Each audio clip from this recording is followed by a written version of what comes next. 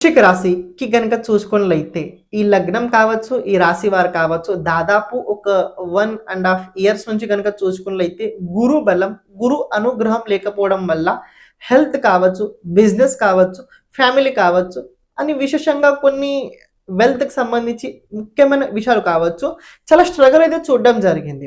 రాబోయే రోజుల్లో ఏమైనా చేంజెస్ అవుతాయా అంటే 100% చేంజెస్ రాబోయే రోజుల్లో కనపడుతున్నాయి. ప్రాపర్టీకి సంబంధించి రాబోయే రోజుల్లో కొన్ని డిసిషన్స్ అయితే రాబోయే రోజుల్లో జరుగుతాయి.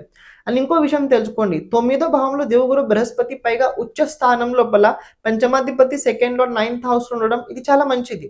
కానీ ఒక మాట చెప్తా తెలుసుకోండి. ఇది మీ ఫాదర్‌కి కావచ్చు, లేకపోతే మీ గురువుగారు కావచ్చు, మీ మెంటర్ ఎవరైతే ఉన్నారో ఇది వాళ్ళ జీవితం లోపల ఇంకా బిగ్ అచీవ్‌మెంట్‌కి సంబంధించి కొన్ని మంచి జరుగుతాయి. అంటే మీరు ఎవరినైతే గైడెన్స్ తీసుకుంటున్నారో వాళ్ళ జీవితం లోపల మీ వల్ల చాలాకి లబ్ధి పొందే అవకాశం అయితే ఉంది.